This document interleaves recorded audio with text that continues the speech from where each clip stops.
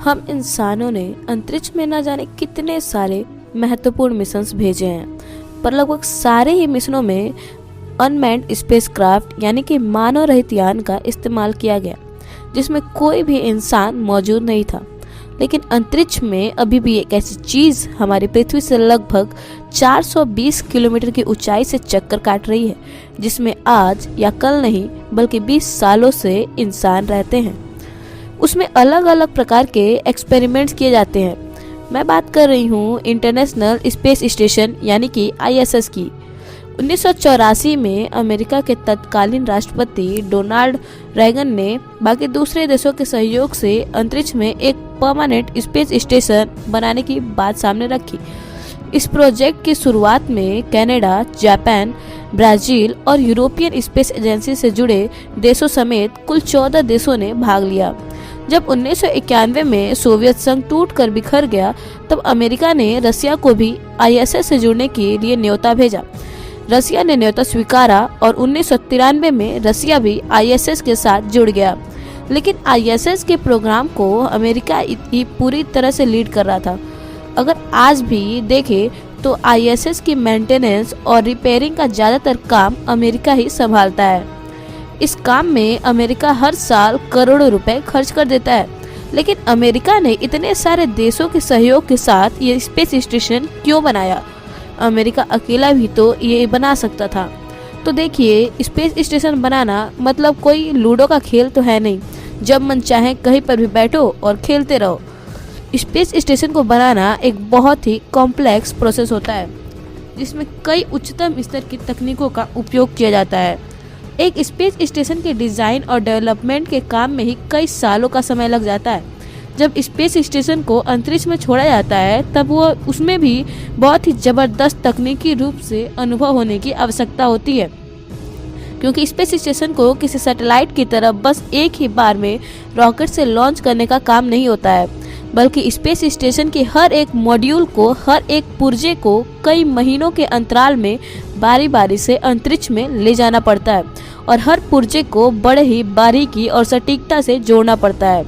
जहां अमेरिका को कहीं ना कहीं बाहरी सहयोग की आवश्यकता पड़ती, चलो ये सब चीज़ें तो अमेरिका कैसे ना कैसे करके मैनेज कर लेता, लेकिन स्पेस स्टेशन बनाने में जो कॉस्ट लगती है उसमें अमेरिका अकेले कुछ भी नहीं कर सकता था। जहां इंटरनेशनल स्पेस स्टेशन साल 2000 के आसपास बन के तैयार हो गया था, उस वक्त और आज भी इंटरनेशनल स्पेस स्टेशन मनुष्यों के द्वारा आज तक के इतिहास में बनाई गई सबसे महंगी चीज़ है। माना जाता है कि उस वक्त इसे बनाने की कॉस्ट तकरीबन 110 बिलियन से 120 बिलियन डॉलर्स के आसपास आई थी। तुलना के लिए बता दूं कि आज के वक्त इतनी तो कई बड़े देशों की GDP भी नहीं है।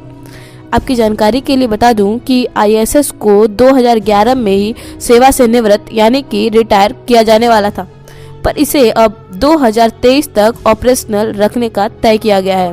कई अनुमान बताते हैं कि ISS के बनाने की और इसे 2030 तक ऑपरेशनल रखने की कॉस्ट 250 बिलियन डॉलर से भी ज़्यादा हो जाएगी। इस बात से आपको एक बेसिक आइडिया लग चुका होगा कि क्यों अमेरिका जैसा सुपर पावर देश आज भी इस तरह के प्रोजेक्ट को करने से कतराता है। हमारा भारत तो आर्थिक रूप से अमेरिका से काफ़ी ज़्यादा कमज़ोर है।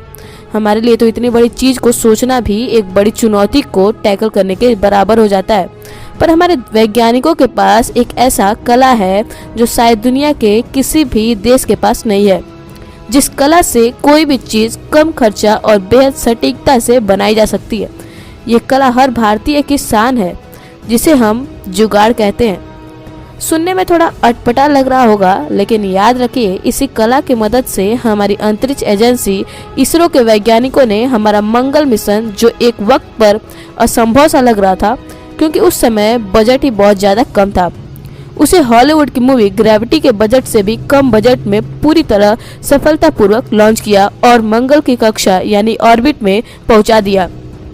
इसी तकनीक का उपयोग कर हमारे वैज्ञानिक हमारा खुद का होममेड स्पेस स्टेशन बना सकते हैं। दोस्तों, आप में से कितने लोगों ने जुगाड़ नाम का शब्द सुना है?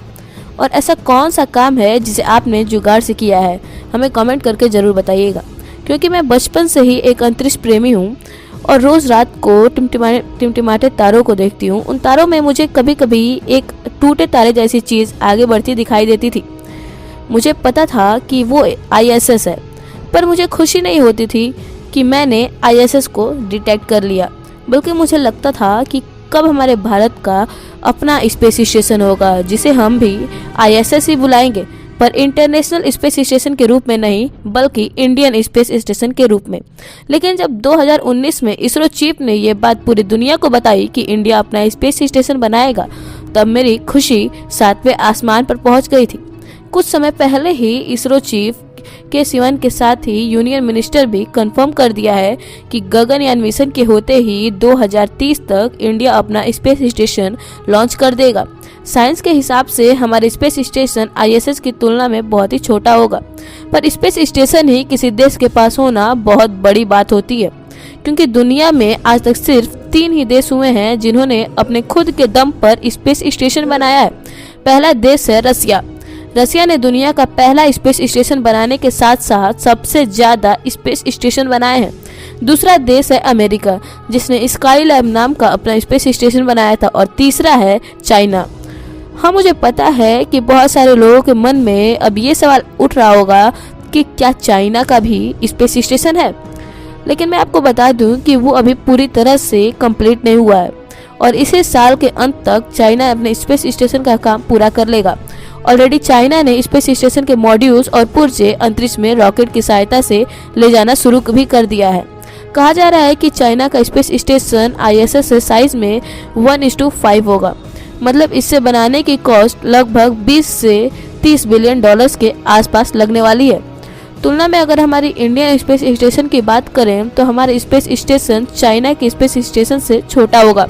ये साइज में चाइना के स्पेस स्टेशन से कुछ 1:3 होगा, ऐसा बताया जा रहा है, लेकिन पूरी एश्योरिटी के साथ नहीं कह सकते, क्योंकि आगे चलकर बजट बढ़ भी सकता है, जिससे कि साइज को बढ़ाया भी जा सकता है।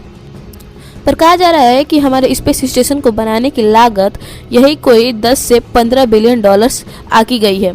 जानकारी के लिए बता दूं कि ये प्रोजेक्ट भारतीय इतिहास का सबसे महंगा प्रोजेक्ट होने वाला है।